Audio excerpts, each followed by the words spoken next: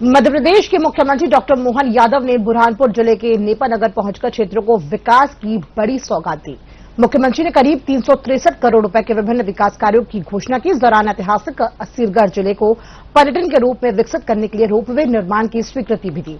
साथ ही शिक्षा के क्षेत्र में 2 सांदीपनि स्कूल और औद्योगिक विकास को बढ़ावा देने के लिए बिजनेस मीट आयोजित करने की भी मंजूरी दी।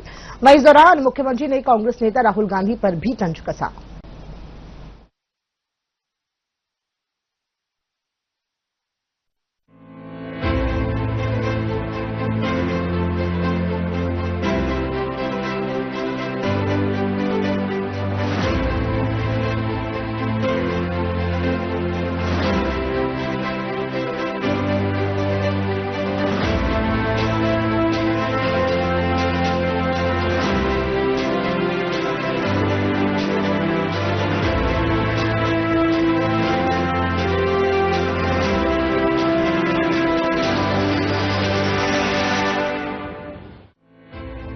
मुख्यमंत्री डॉक्टर मोहन यादव 15 मार्च रविवार को बुरहानपुर जिले के नेपानगर पहुंचे। सीएम ने नेपानगर में विभिन्न विकास कार्यों की सौगात दी। नेपानगर में आयोजित जनजातीय सम्मेलन में तीर कमान भेंट कर सीएम का स्वागत किया गया। मुख्यमंत्री डॉक्टर मोहन यादव ने 363 करोड़ 82 लाख रुपए के 127 विकास कार्यों का लोकार्पण और भूमि पूजन किया। नेपानगर में जनजातीय सम्मेलन और विभिन्न विकास कार्यों के लोकार्पण और भूमि पूजन कार्यक्रम में धरती आबा जनजातीय ग्राम उत्कर्ष अभियान अंतर्गत कार्यशाला में सीएम शामिल हुए। इस कार्यशाला में जनजातीय बाहुल्य नेपानगर में जनजातीय समुदाय की जन कल्याणकारी योजनाओं की जानकारी दी गई। साथ ही मुख्यमंत्री डॉक्टर मोहन यादव ने संवाद भी किया। जनजातीय सम्मेलन में कृषि, उद्यानिकी, पशु चिकित्सा, आजीविका मिशन, वन विभाग की विकास प्रदर्शनी का सीएम ने अवलोकन किया और विभिन्न योजनाओं के पात्र हितग्राहियों को हित लाभ भी वितरित किए।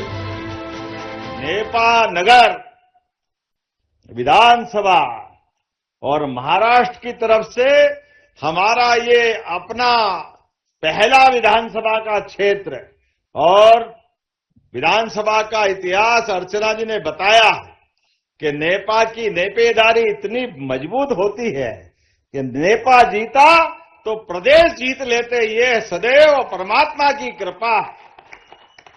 जब नेपा नगर भाजपा का हाथ में आया तो दुनिया की कोई ताकत हमको वल्लभ भवन में भाजपा की सरकार बना से रोक नहीं सकती है। अद्भुत नगरी है। आप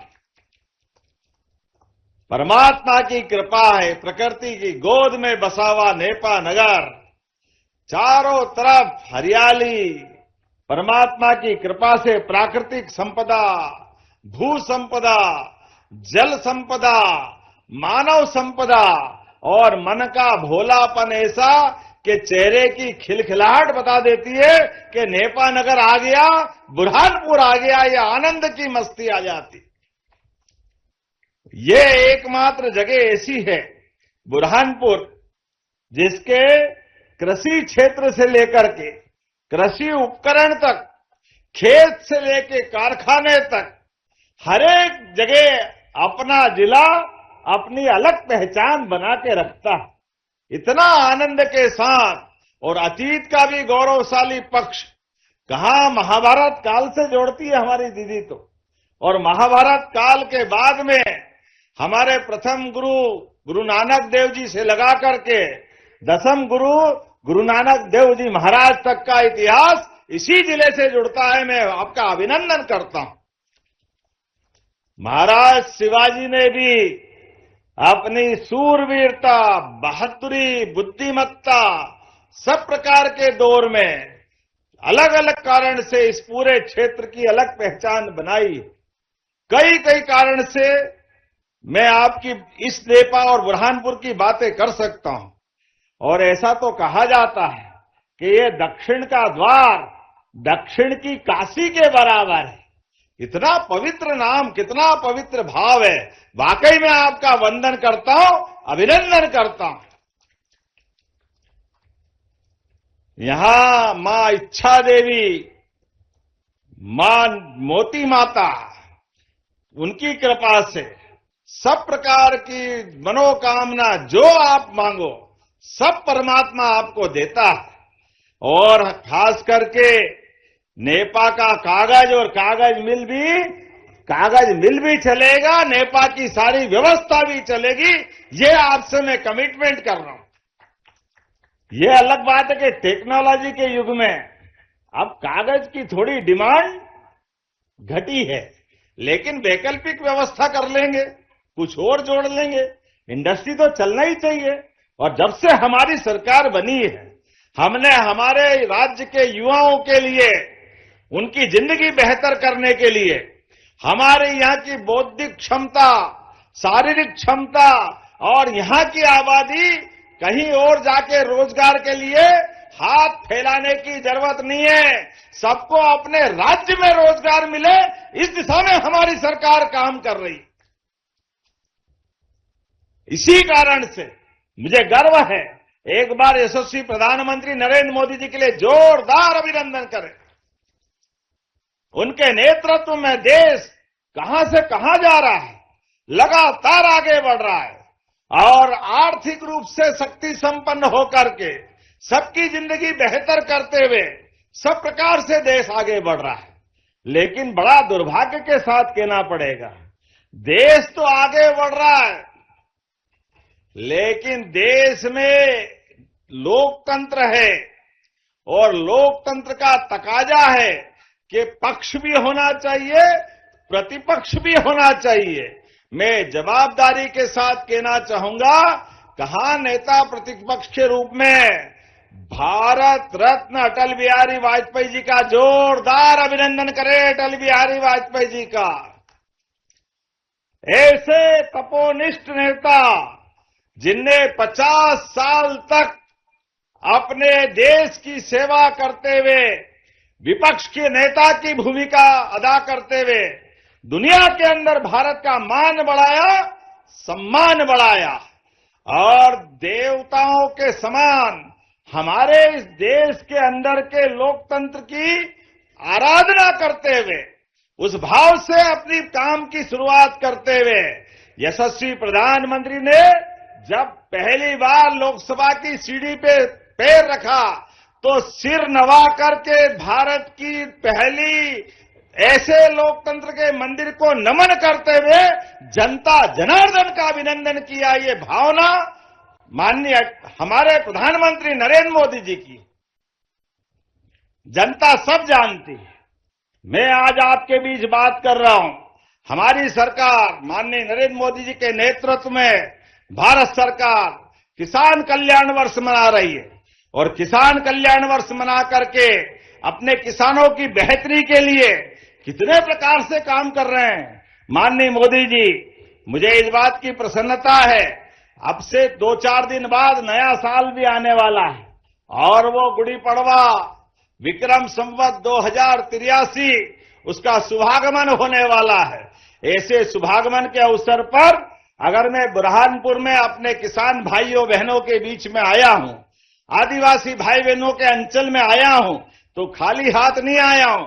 सच में अर्चना जी और सांसद जी सही कह रहे थे, 1 महीने से भी कम समय में अभी 363 करोड़ की राशि का लोकार्पण भूमि पूजन हो रहा है। जोरदार अभिनंदन करें इसी नेपा नगर के लिए।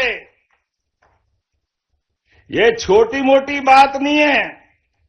और साथ ही साथ नई फैक्ट्रियां 30 करोड़ 59 लाख की लागत से 7 पायरी के अंदर भी ये हमारे भविष्य में रोजगार के मंदिर होंगे।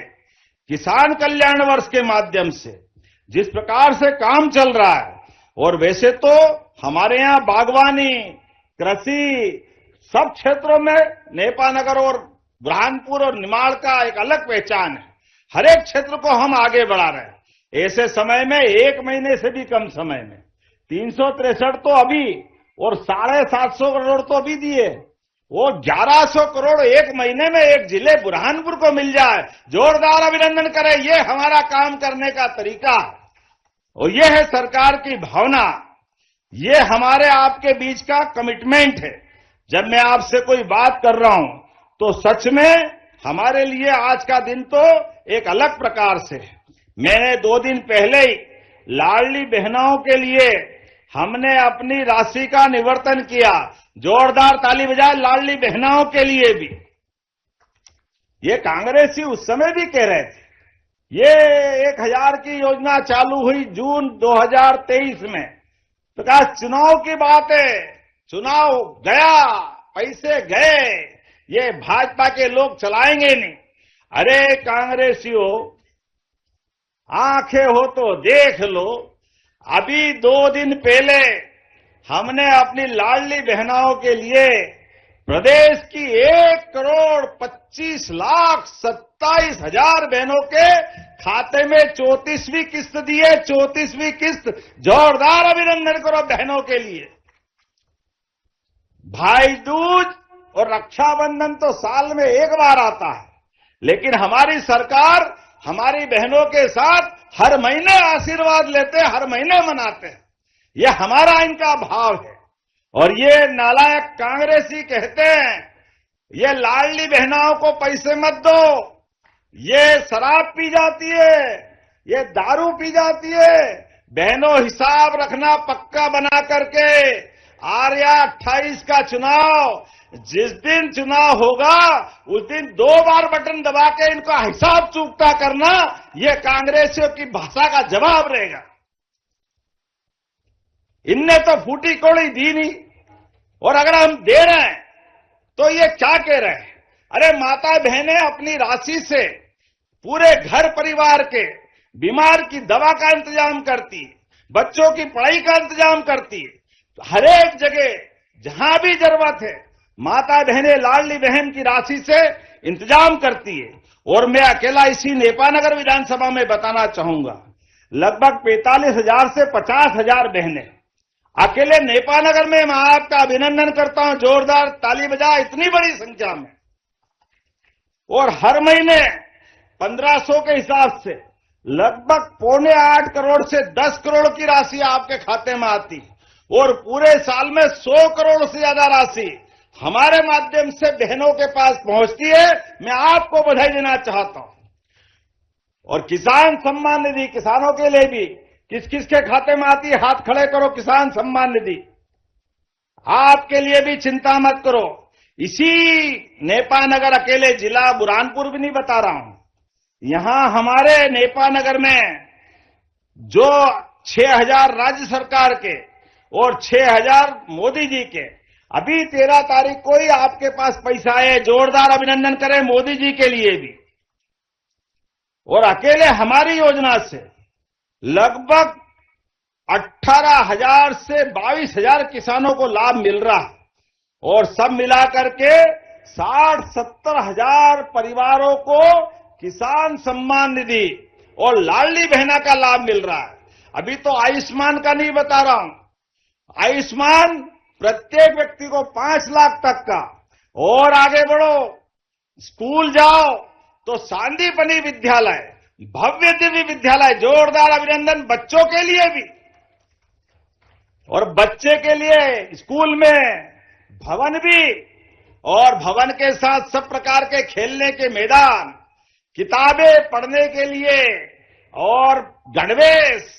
हमारे समय कांग्रेस के जमाने में तो बैठने की टाट पट्टी भी नहीं मिलती थी, अधिकांश लोग सरकारी स्कूल में मिले। अब तो बच्चों को भी गणवेश दे रहे हैं। और गणवेश तो छोड़ो, 4 किलोमीटर दूर अगर स्कूल है तो साइकिल दी। पिछली बार 5 लाख साइकिलें दी बच्चों को। जोरदार अभिनंदन करें, 5 लाख साइकिल बच्चों के लिए। और आगे बढ़ो, अच्छा बढ़ेगी, बच्चे और पोजीशन लाएंगे तो बच्चियों को स्कूटी जो स्कूल में टॉप करे और 75% से ऊपर बनाए तो सबको लैपटॉप दे रहे हैं। ये सरकार का भाव है। अरे हम भी आगे बढ़े, भविष्य की पीढ़ी भी आगे बढ़े, इन सबके लिए काम करने का काम हमारी सरकार के माध्यम से हो रहा है। और अब तो माता यशोदा मैया के लिए जोरदार ताली बजाओ, यहां से लेके वहां तक। दूध उत्पादन भी हम बढ़वा रहे हैं। बोले कृष्ण कन्हैया लाल की। अरे इस देश की पहचान सदियों से दूध और दही से सदैव से होती आई। ऐसे में भगवान कृष्ण ने कंस को भी दूध की ताकत, माखन की ताकत से घर में घुस के मुक्के से मार करके कंस का काम तमाम किया था। ऐसे समय में यशस्वी प्रधानमंत्री के आशीर्वाद से जब हमारा राज्य आगे बढ़ रहा है तो दूध उत्पादन भी आगे बढ़ा रहे हैं। जिसके घर गाय वो गोपाल, और जो कृष्ण भगवान और वो राम जी को माने वो घर घर राम कृष्ण के नाम पर गोपाल कृष्ण की तरह अपने परिवार में दूध का उत्पादन बढ़ाए, किसानों की आय बढ़े। इसलिए 25 से ज्यादा जो गौ माता लेकर के दूध डेयरी की योजना बनाएगा, वो 40 लाख की योजना 10 लाख सरकार देगी, 30 लाख उसकी, गाय भी उसका, दूध भी उसका, गोबर भी उनका, खेती बाड़ी में मदद भी करेगी। लेकिन हमारा प्रयास है किसानों की आय बढ़ना चाहिए, और दूध उत्पादन बढ़ते बढ़ते अभी 9% है, इसको 20% तक ले जा रहे हैं। लेकिन इस बार तो माता यशोदा के नाम पर एक नई योजना बनी है, जिस योजना के बलबूते पर अब सरकारी स्कूल में कक्षा 1 से लगाकर 8वीं तक के बच्चों को भी दूध का पैकेट देंगे, पीने के लिए दूध का पैकेट स्कूल में। जोरदार ताली बजाओ, ये वर्तमान की सरकार है। बच्चे बच्ची अपने स्कूल जाए और दूध मिल जाए तो वो हष्ट पुष्ट होंगे, उनके जीवन में भी आनंद आएगा।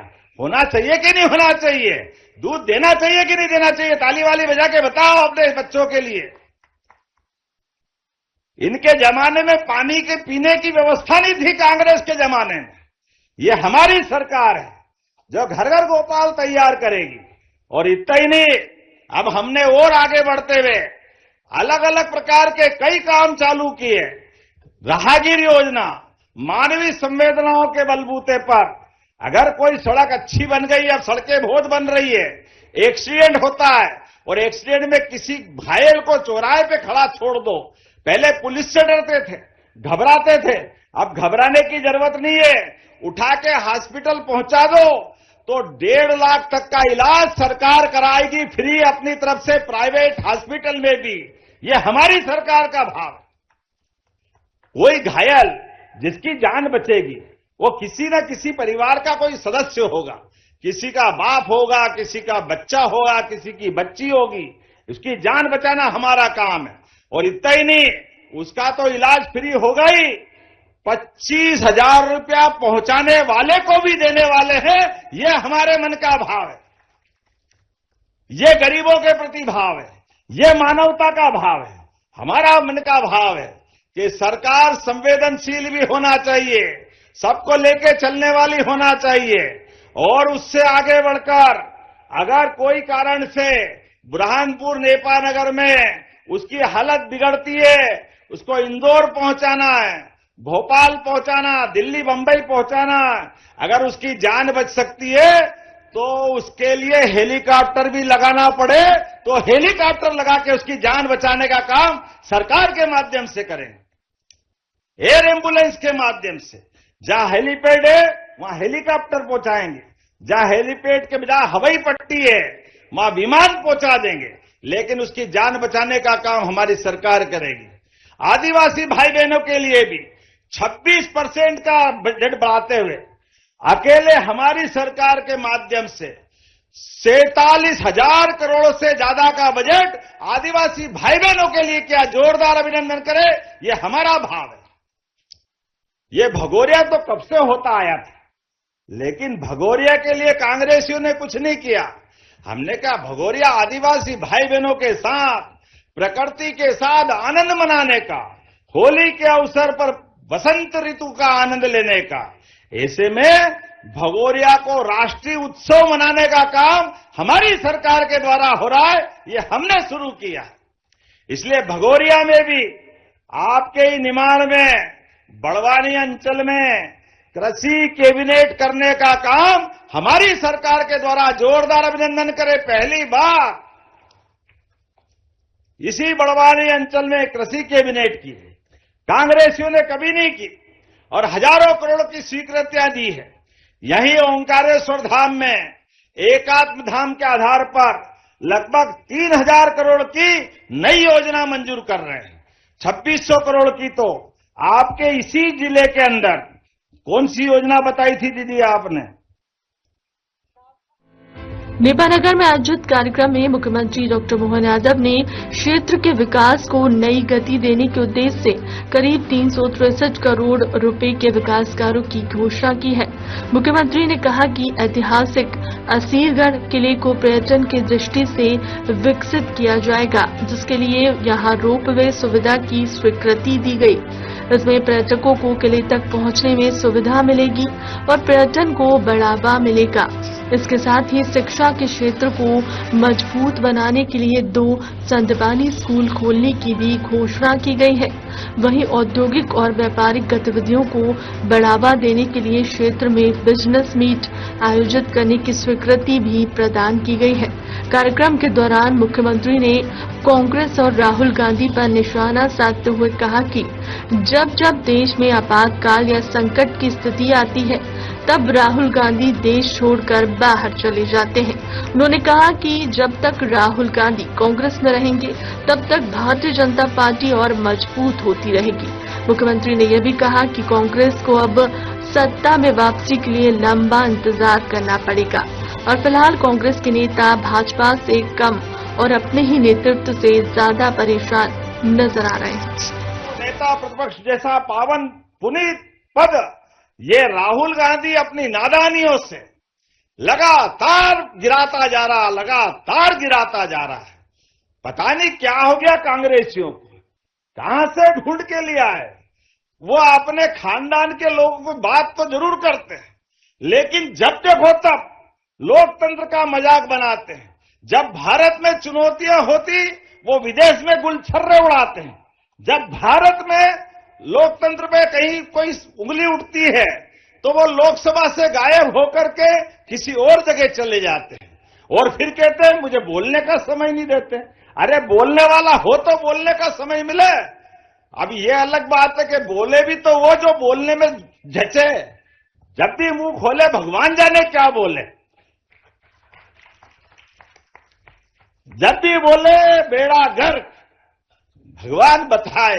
अब तो हम नहीं कह रहे, कांग्रेस ही कह रहे, हम आपसे नहीं हमारे नेता से परेशान है। ये कांग्रेसियों का दर्द हो गया। कहां जाएगी इनकी पार्टी और कहां जाएंगे ये लोग। लेकिन मैं कांग्रेस के लिए तो भगवान से काम नहीं करता हूं। कई लोग तो शुभकामना देते हैं कि भाजपा लगातार विश्व की सबसे बड़ी पार्टी अगर बनी है और तीसरी बार दिल्ली में सरकार बनी है, तो आप तो कामना करो कि राजीव गांधी के बेटे राहुल गांधी को नेता बनाए रखे। भाजपा अपने आप बढ़ती जाएगी, अपने आप बढ़ती जाएगी, और कोई की जरूरत ही नहीं। ये कांग्रेस के ही शुभंकर है जो बीजेपी को इनके कारण से लगातार जनता दिलो जान से चाहती है। लेकिन आज मैं वो बात करने नहीं आया। मैं आज इस बात का हिसाब पूछने आया हूं। कांग्रेस के नेता जवाब दे। जब रूस यूक्रेन युद्ध हो रहा था तो कांग्रेस के लोग क्या कह रहे थे, और मुझे इस बात की प्रसन्नता है, उस दिन भी यशस्वी प्रधानमंत्री ने भारत के बच्चे रूस, यूक्रेन, तजाकिस्तान, कजाकिस्तान जितने भी देशों में थे, वो केवल भारत का झंडा लेके चले और दोनों देश की सेनाओं ने हथियार नीचे कर दिए और भारत के बच्चे निर्बाध रूप से भारत की तरफ आए। ये हमारे देश का नेता, ये हमारे देश की ताकत, और ये है नरेंद्र मोदी का नेतृत्व। और ये उस दिन की कहानी नहीं। जब जब ऐसा कोई संकट आया तो देश के लोगों के लिए प्रधानमंत्री सबसे पहले खड़े हुए और देश का मान सम्मान बढ़ाया। यह हमारे लिए गौरव की बात है। लेकिन ये नादान है कि मानते ही नहीं। अभी आप देखो, इस खाड़ी के भीषण युद्ध में सबको मालूम है तेल तबाह हो रहा है, दुनिया कहां से कहां जा रही है। युद्ध एशिया के मुहाने पे खड़ा हुआ है, दक्षिण एशिया हमारे पास के हिस्से में। लेकिन ऐसे समय में भी तेल के मामले में, गैस सिलेंडर के मामले में, और भाषा क्या बोल रहा है। अब जरा आंख खोल के देख लो समाचार पत्रों से, और कान भी लगा के सुन लो, नरेंद्र मोदी जी की सरकार की तारीफ ईरान के रक्षा मंत्री भी कर रहे हैं और ईरान की वर्तमान की व्यवस्था वाले भी कर रहे हैं। जोरदार ताली बजाए, ये हमारे नेता का कमाल है। एलपीजी और कमर्शियल गैस के मामले में भी आज पूरे देश में कोई कष्ट नहीं है। अगर कष्ट कहीं है तो यह कांग्रेसियों के द्वारा नाटक करके आंदोलन बना करके किया गया है। जब चुनौती हो रही है, दुनिया को मालूम है कि भारत के अंदर गैस और तेल किसी और पर निर्भर रहना पड़ता है, लेकिन ऐसे माहौल में भी राहुल गांधी नादानी करने से बाज नहीं आए, ऐसे में भी राजनीति कर रहे हैं। कोई बात नहीं, हमारे यहां तो कहा गया है, जाकी रही भावना जैसी प्रभु मूरत देखी तिन तेसी। तुम यही बोलते रहो और 50 साल तक सरकार से बाहर रहोगे बाबू, करते रहो ऐसा काम, करते रहो ऐसा काम।